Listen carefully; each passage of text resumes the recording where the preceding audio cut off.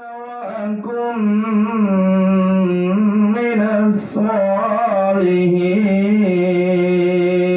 Ya Rabb, berikan aku kesempatan untuk bersedekah ya Rabb. Berikan aku kesempatan untuk bersedekah ya Rabb. Kenapa orang mau bersedekah pada saat sakratul maut?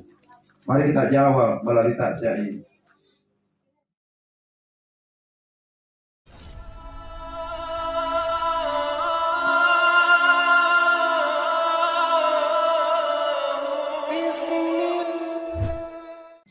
Bismillahirrahmanirrahim. Assalamualaikum warahmatullahi wabarakatuh.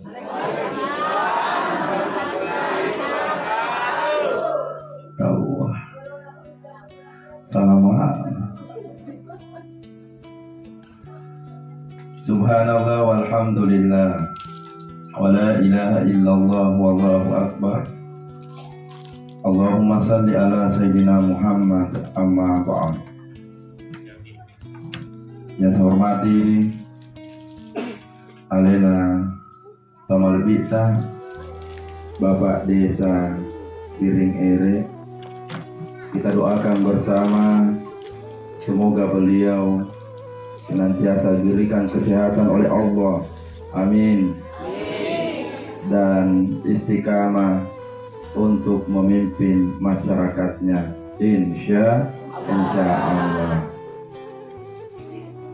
Bapak Ibu jemaah takziah sekaligus calon bocor soal calon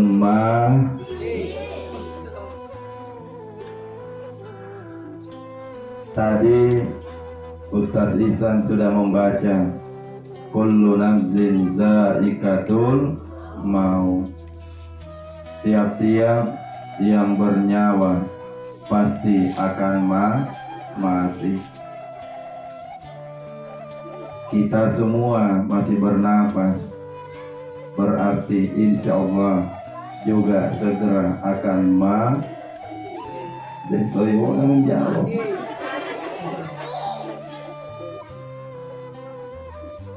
Kun fi dunya ka'annaka garib, maka jadikanlah kita hidup di dunia ini seperti orang yang hanya musafir, tidak lama tinggal di tempat ini. Engkau mengira lama tinggal di dunia, kalla, tidak, engkau tidak lama tinggal di tempat ini. Ustaz Ansar baru-baru takziah tidak jauh dari tempat ini. Yang saya bahas di sana adalah bagaimana caranya menuntun orang yang sakratul maut. Mulai dihadapkan ke Baitullah, lalu lanjut dibacakan surah Yasin, lanjut ditalkin, lanjut dibacakan ayat pada saat dingin kedua kakinya, lalu lanjut doa menutup mata jenazah. Di tempat yang tidak jauh juga saya sudah bahas.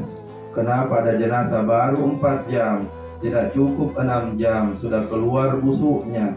Apa yang terjadi? Karena memang busuk orang itu waktu hidup di dunia tidak bagus tinjaknya. Saya sudah bahaskan juga itu. Maka malam hari ini supaya ceramahnya tidak berulang, maka saya akan bahaskan yang lain, guys. Udah malam apakah ini? Panjang jadi. Ya, saya mau bahaskan malam ini adalah makna tangisan setiap orang pada saat akan meninggalkan dunia ini. Karena manusia tidak ada yang tidak menangis pada saat akan berpisah dengan anak, menantu dan cucu. Dan pada saat itulah penyesalannya manusia akan datang. Penyesalan apa yang datang pada saat sakratul maut? Tiada lain dan tiada bukan pernah banyak harta tapi tidak mau banyak-banyak bersedekah. Pernah diberikan oleh Allah kesehatan tapi tidak mau rajin beribadah. Pernah diberikan oleh Allah mata yang mampu membaca Al-Quran tapi tidak digunakan untuk membaca Al-Quran.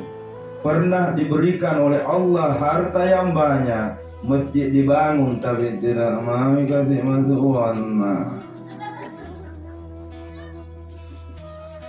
Betul tidak? Tapi tidak ada jadi sini soalnya dia. Maka tangisanmu pada saat sakratul maut, Allah ceritakan, ia menyesal lalu berkata, Rabbi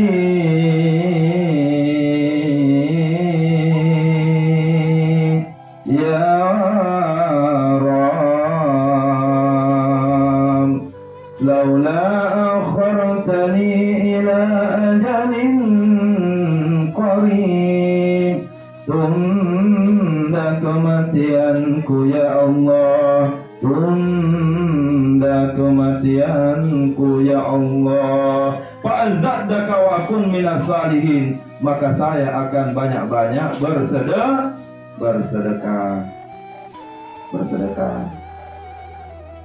Bu, bersedekah. Rugikah orang yang bersedekah? Rugi tidak? Tidak ada orang yang rugi gara-gara rajin bersedekah.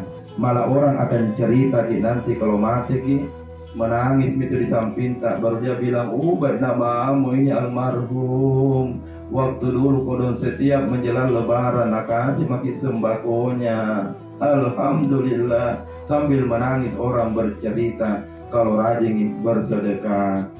Tapi kalau banyak uang tapi malas bersedekah, bilang je orang, banyak namamu almarhum tapi sana seke. Sambungi dulu, tanah seke.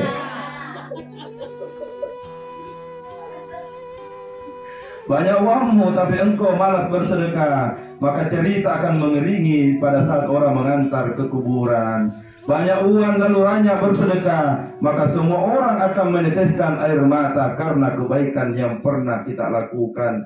Almarhumah Murniati, saya yakin orangnya baik. Karena malam ini yang datang juga banyak orang. Bukti itu. Kalau orangnya baik waktu hidup, maka pada saat meninggal acara takziah seperti ini pasti akan ramai. Itu kalau baik.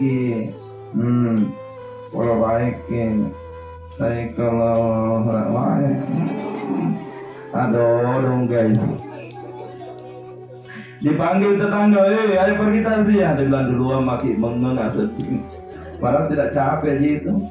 Apa yang membuat orang datang di tempat di rumah kita untuk menghadiri undangan takziah? Tiada lain dan tiada bukan karena kebaikan, dan kebaikan yang paling disesali oleh manusia kelak pada saat sakratul maut. Ia tidak menggunakan kesempatan pada saat belum sehat untuk banyak-banyak bersedekah. Ayo. Sedekah. Ustaz, saya tidak punya banyak harta untuk disedekahkan. Bersedekah tidak mesti harta. Kalau kita tidak punya banyak harta, lalu punya pangkat dan jabatan, bersedekahlah dengan pangkat dan jabatan. Bagaimana contohnya? Bersedekahlah dengan dimudahkan jalannya orang. Contoh Pak Desa. Ini warga Pak Desa banyak orang yang butuh tanda tangan, tak mudahkan tanda tangannya. Kalau perlu datang di jongkena tanda tangan yang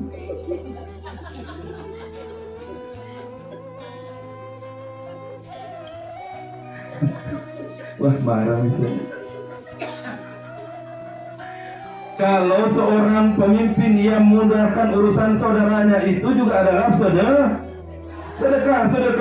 Wahai warga aku, apa susahnya? Kesini ke, kalau tidak bisa ikut di kantor ke rumah ki, apa susahnya berkas tak ditandatangani? Apalagi kalau hanya untuk menolong sesama manusia.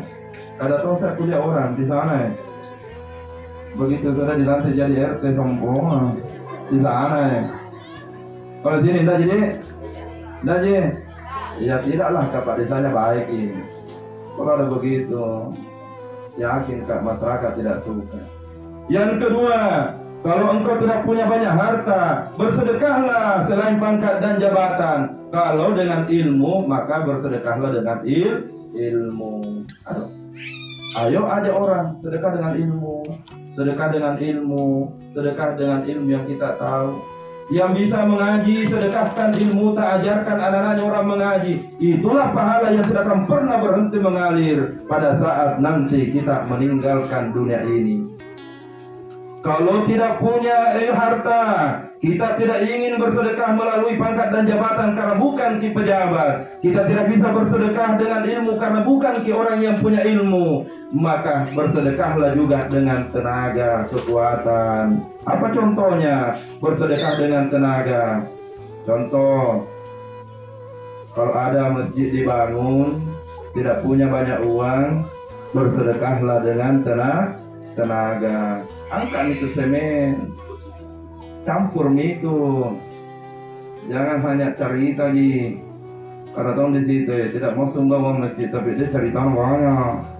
Saya kira di sini dong, sana aja. Nah bilang ada di sini Ustaz. Fazaddaka wa ankum minas salihin. Ya Rabb, berikan aku kesempatan untuk bersedekah ya Rabb. Berikan aku kesempatan untuk bersedekah ya Rabb. Kenapa orang mau bersedekah pada saat sakratul maut? Mari kita jawab melalui tasyah ini. Salah satu pahala ibu-ibu yang tidak akan pernah berhenti mengalir di kuburan tak adalah pahala sedekah. Orang lain hanya mengantar sampai di kuburan, tapi sedekah tak akan tinggal bersama kita pada saat kita sudah meninggal dunia.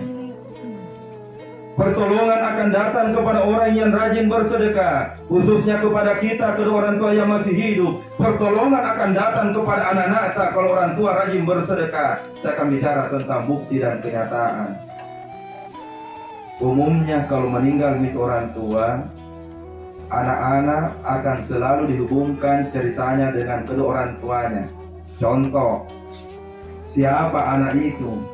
Maka orang akan jawab, anak Haji Anu. Maka orang akan bilang, oh bagus gitu orang tuanya. Maka wajar anaknya juga bagus. Tapi contoh yang kedua, jika anak roh, siapa anak itu? Anak Siti Demarapuwe. Langsung dibilang orang, oh pantas si Pakna seperti 11-12 dengan mamanya. Jadi itu nasihat bagi kita semua pada malam hari ini.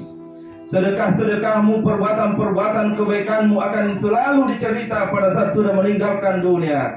Maka banyak-banyaklah berbuat kebaikan. Innal ladzina amanu wa 'amilus shalihat kanat lahum jannatul firdausi nuzula.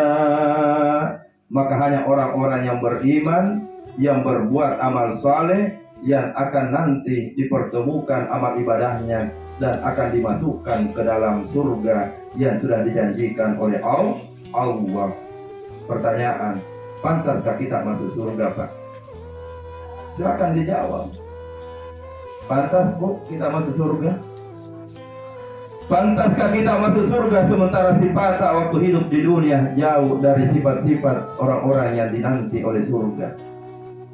Pantaskah ibu masuk surga sementara sifat yang dinanti oleh orang-orang yang akan masuk surga ternyata kita tidak ikuti? Siapa sifat-sifat yang dinanti oleh surga? Salah satu di antaranya adalah sifat hamba Allah yang selalu rajin bersedekah. Kalau masih kengking satu di pintu surga, dia bilang surga kalau seke ya lapor pintu lain. Pantaskah kita masuk di dalam surga yang dijanjikan oleh Allah? Perbaiki sifat-sifat, karena salah satu amalan yang dinantikan oleh surga, yang selalu dirindukan oleh surga adalah wa mut'imil ji'an, selalu memberikan makanan, selalu bersedekah, selalu memberi kepada orang lain. Itu salah satu pintu dan orang yang dirindukan oleh surga. Tanya menderita, tanya nih. Hari ini sudah bersedekah belum? Tak kunci lagi mulu. Sudah bersedekah belum?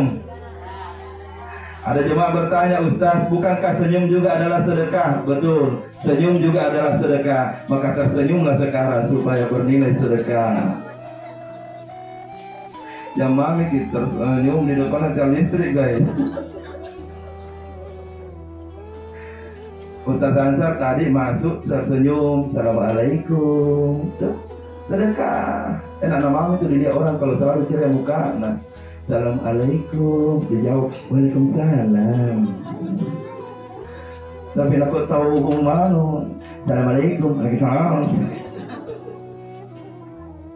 Apakah susahnya kita mengucapkan salam? Apa susahnya kita tersenyum kepada orang lain? Senyummu akan membuat orang lain merasa tenang. Pak Desa lewat di hadapan warga tersenyum. Jangankan dia tidak jabat tangan, enak rasanya senyumannya Pak Desa. Karena senyum juga itu adalah sedekah yang bisa membuat orang lain merasa tenang. Apalagi kalau Ustaz Ansar tersenyum, taruh bagi kantong. Kembali ke pertanyaan, pantaskah kita masuk di surganya Allah malam ini? Silakan jawab. Bagaimana mungkin pantas kita masuk di surga itu, sementara kita punya orang tua kita sia-siakan? Tadi ada yang kirimi bahan ceramah. Mungkin ada yang lihat itu di TikTok, ada mobil Yaris, dedenya saya tidak hafal. Tapi itu kejadiannya ada di Sulawesi Selatan. Orang tua yang dibuang oleh anaknya di tengah jalan. Saya tidak mau sebut kabupatennya supaya tidak tersinggung warga di sana. Bayangkan Pak, mobil Yaris dibuang, kasihan orang tuanya dua-dua, tapi dilihat oleh warga. Makanya ditahan ini mobil dan disorting itu wajahnya kedua orang tua. Maka masing-masing masukkan jana kasih. Ya Allah, seperti itukah balasannya kita sementara kita ingin masuk surga? Ibu, kebayang tidak kalau nak kasih begitu ke anak?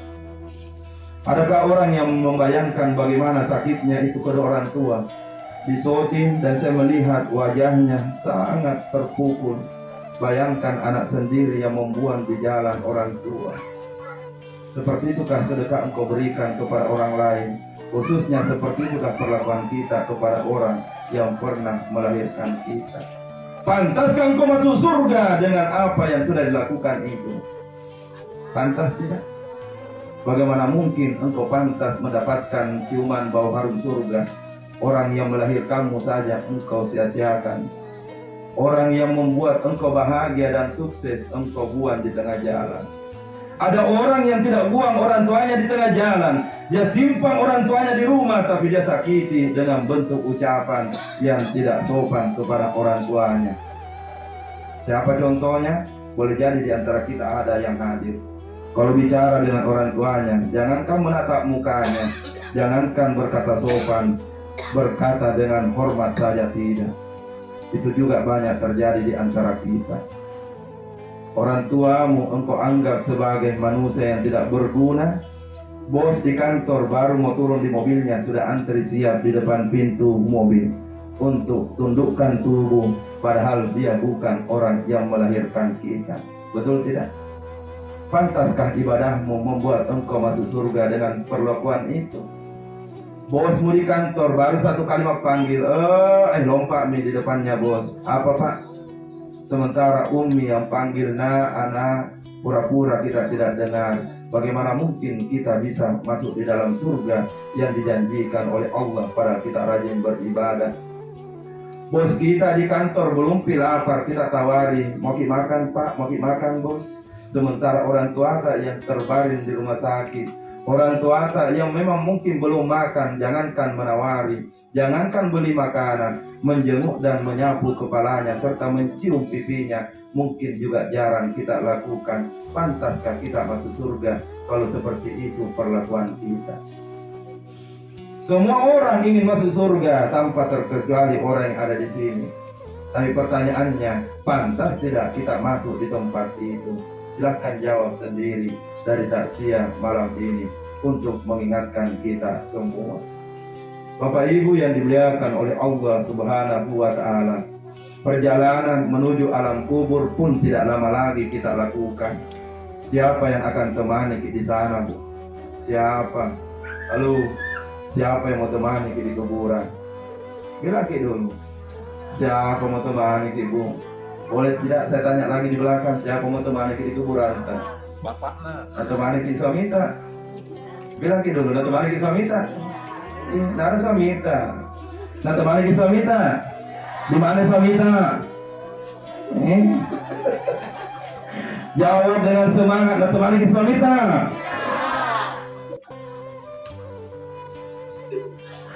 Umumnya kalau istri meninggal banyak suami yang pingsan. Tapi kalau suami yang pingsan, tidak ada istri yang suami yang meninggal, tidak ada istri yang pingsan. Cocok itu? Oh salah ya? Yang benar adalah umumnya kalau suami yang meninggal banyak istri yang cocok itu. Tapi tidak pernah saya melihat ada suami yang pingsan kalau istri yang meninggal. Cocok tidak? Saya tanya, pernah kita lihat ada suami pingsan begitu meninggal istrinya? Ulangi, pernah lihat? Di depan, pernah kita lihat? Oh begitu nih. Pernah kita lihat, Bapak, ada suami pingsan pada saat meninggal istri? Oh, tidak pernah tahu. Saya ada kisah nyata keluarga teman begitu pingsan. Dia bilang uminya, kira-kira kalau mati kak pingsan toki. Bilang nanti bedi lihat 3 minggu setelah dikubur, ternyata pingsan lagi itu keluarga. Baru tanya mamanya. Dia bilang mamanya dulu, kenapa kisah pingsan? Nah, dia nggak cerita. Dia bilang bukan istriku ingat, tapi mau kamu menikah lagi. Jadi santai maki guys.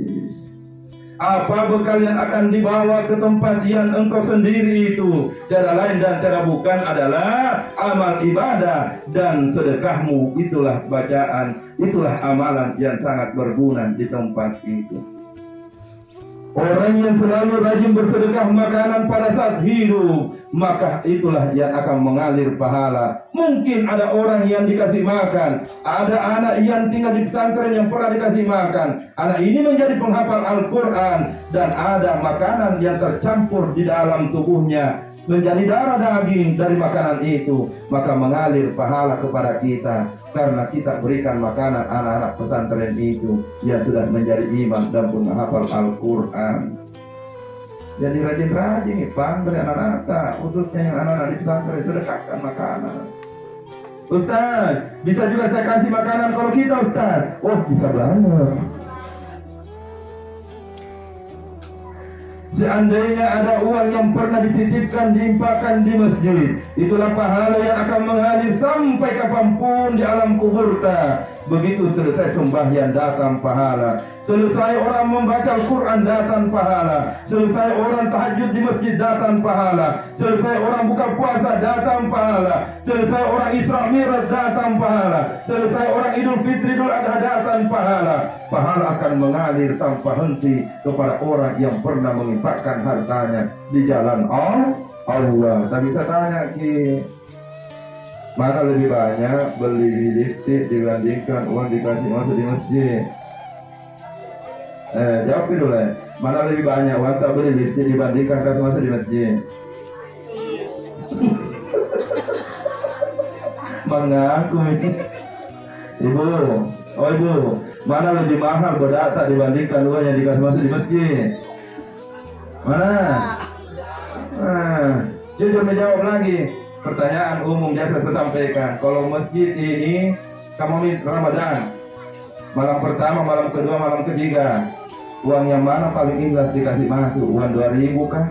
5.000 kah? Ataukah 10.000? Jujur makin, yang mana kan? Yang makin ada dusta di antara kita. 2.000 atau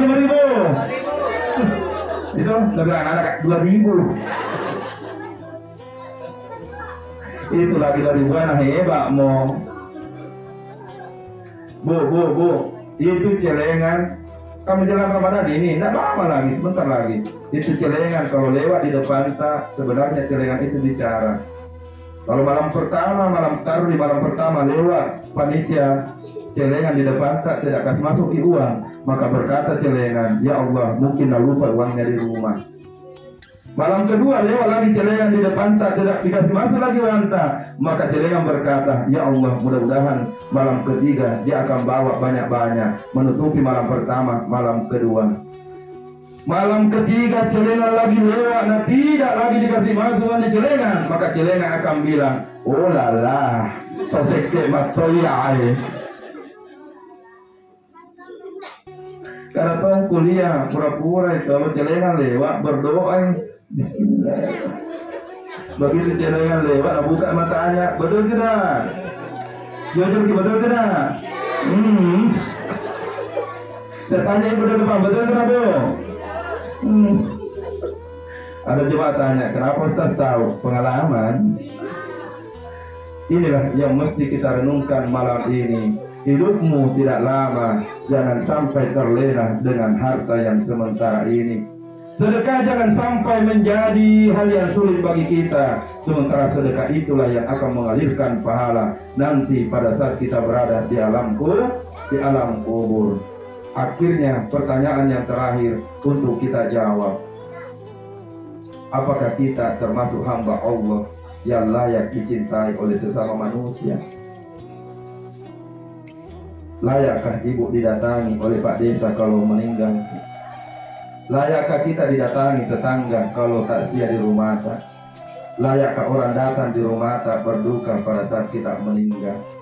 Silahkan jawab di hati masing-masing. Tapi aku mega bombeta. Ada begitu di sini? Ada? Yang ada bombenya sebentar pulang ki. Pergi ki di rumahnya bombeta baku baik. Bagaimana caranya? Kan ada bungkusan sebentar mau dibagi. Betul tidak? Adakah? Ada sayang, ada. Itu bungkusan jangan dimakan bu, simpan baru berniat ki. Ya Allah, bungkusan ini mau ku bawa di tetanggaku bombetku. Begitu sampai di rumah bilang ki, Assalamualaikum bombe. Langsung bombeta bilang, ijalana. Ustaz, jemaah yang dimuliakan oleh Allah Subhanahu wa Ta'ala, pantaskah orang datang di rumah itu tergantung dari sifatnya. Pantaskah Pak Bidin nanti ada menangis tergantung dari sifatnya. Pantaskah nanti Pak Desa warga menangis itu juga tergantung dari sifatnya Pak Desa. Sempatkah orang menangis? Sempatlah orang mengantar ke jenazahmu ke kuburan? Sempatkah orang akan berada di alam kubur tak? Dalam artian mengantar sampai di atasnya. Itu tergantung dari sifat-sifat tak semua. Tapi mengingatkan kepada semua yang hadir, khususnya kepada diriku sendiri, amal ibadah dan sifat kebaikan itulah yang akan menjadi bekal kita menuju alam kubur. Insya Allah. Jemaah yang dimuliakan oleh Allah Subhanahu wa Ta'ala, itu ceramahnya bukan jila mana ditunggu. Yang penting masuk di hati apa yang mau dibawa pulang. Dan sepertinya waktu yang saya gunakan 45 menit sudah cukup untuk menasihati kita semua. Saya akan tutup dengan satu pertanyaan. Jangan pernah engkau menangis kalau sifat kita itu adalah sifat orang-orang yang tidak baik. Tidak akan pernah ada orang menangis kalau sifat tak adalah sifat contoh sanak gigili. Nah, betul tidak? Ya tona gigili, ya tona matampo, ya tona mega bombe. Nah, pantas kali tangisi. Ya bro, pantas ditangisi. Tapi dia Tommy yang banyak harta, rajin bersedekah, selalu menolong orang lain, selalu membantu keluarga. Pada saat meninggal, wajar orang akan meneteskan air mata. Bukankah kita ingin nanti diantar kepergian dengan air mata Pak Ibu? Bukan karena ibadah tak orang menangis. Betul tidak? Orang tidak menangis kalau hanya rajin terus ke masjid tapi tidak mau baik dengan tetangga. Orang tidak menangis. tapi yang membuat orang menangis.